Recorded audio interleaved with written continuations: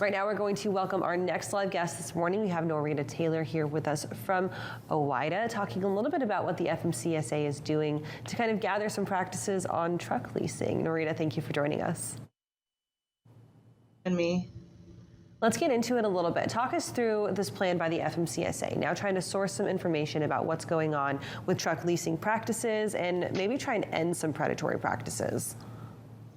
Sure. So part of the Biden administration's trucking action plan, they are putting together a task force, a committee, if you will, to take a look at truck leasing, lease purchase agreements. And this is something that we do support as an association. It's something that we have been concerned about for a long time. And we're glad to see the agency putting together this task force to take a look at the predatory nature of some lease purchase programs. So, Norita, what are some of those, and good morning, by the way, thank you for being on the program, nice to see you. What are some of those predatory practices that you're concerned about and hoping they're going to look into? Sure. So lease purchase programs are programs where if you as a truck driver want to sign on with a carrier to lease the truck from the carrier. And we have a problem with these kinds of arrangements because they tend to be rather predatory in nature. Basically, a lot of the time they have a lot of extra chargebacks. You may default on the loan with one missed payment or one late payment. There's just a lot of issues that can basically make it difficult to complete the program, and a lot of drivers just don't end up actually owning the truck. Mm-hmm. And let's talk a little bit about kind of the journey of a driver who enters one of these programs. Is this more talking about a new driver who enters the industry with the hopes of one day becoming an owner-operator themselves, and they're looking at an easier way to get the equipment instead of just buying it on their own? Yes, that's exactly what happens a lot of times.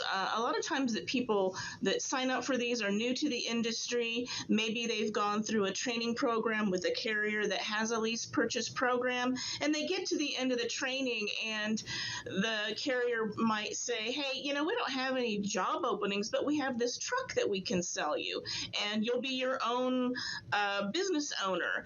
And it doesn't matter that you don't have very good credit or any capital. You can just sign on, and with no down payment, you own your own truck. But the problem is that when the entity that is controlling how much money you make, how many miles you drive, also owns the equipment, that can lead to some problems as you go along. They give you fewer and fewer miles, and there's constant repairs. Maybe they don't even actually own the title themselves, and if they go out of business, if they go bankrupt, you've been making all these payments on equipment that you end up not getting at the end of the day.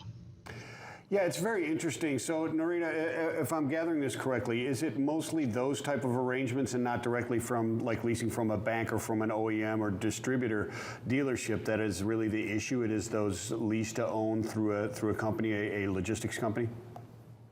Yes, that's exactly right. Now, on the OOIDA website, we do have a lease purchase calculator that, you know, anyone who's considering one of these types of arrangements, which, by the way, we also encourage anyone looking at these to call us. We're happy to look at these contracts before you sign them. But we also have a lease purchase survival calculator. Yes, it's actually named a survival calculator on our website that's been put together by the OOIDA Foundation, and it walks you through all the things you know to be a business owner in general, knowing your cost of operations, knowing all of the different things that you're going to be responsible for as a small trucking business owner.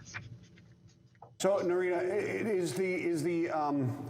what are the reasons that it's different, or the issues are mostly with these I guess you call them private entities or whatever, with the logistics companies doing these lease to owns, and not so much with the dealerships or the banks that are having this?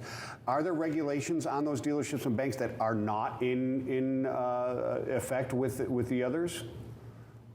Yes, it's not illegal. These types of arrangements are not illegal. Right. They just have a lot of requirements and loopholes that make it very one-sided to the carrier or the people who actually still truly own the equipment, still truly own the truck, as compared to the driver signing. It's very one-sided. Very rarely is it very beneficial to equally to both sides.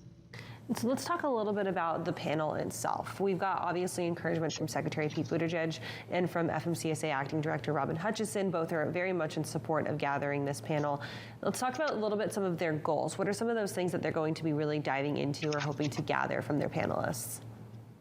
Sure. So they're wanting to review more information, in-depth documentation on how these arrangements are put together, what the financial terms look like, reviewing any potential inequities, reviewing how that affects drayage port drivers. Just a lot of different things that they want to study and pull together. And over the next couple of years is when this committee is scheduled to be putting this information together. Are there any numbers in existence right now about what types of drivers are caught in some of these predatory leasing agreements? Is it mainly those longer haul drivers, or is it mainly those new entrants who are hauling short hauls for some of these company fleets? Or is that some of the information that they're hoping to gather as well? It's kind of just how broad of a scope is this? Yeah, I think that you're right. It's part of the information they do want to gather. As an association, I can tell you that what we have observed is that it's long haul drivers. It's not going to be very much of the shorter haul that we are observing or hearing about. It's mostly long haul. Yeah, it's interesting to me. Is there suspicion that there's? Am I taking the implication that there's nefarious activities going on here when you talk the term predatory leasing type of thing? It's on purpose, because it doesn't make sense to me that a logistics company would want to hurt their potential employees or their potential capacity to move freight and make money.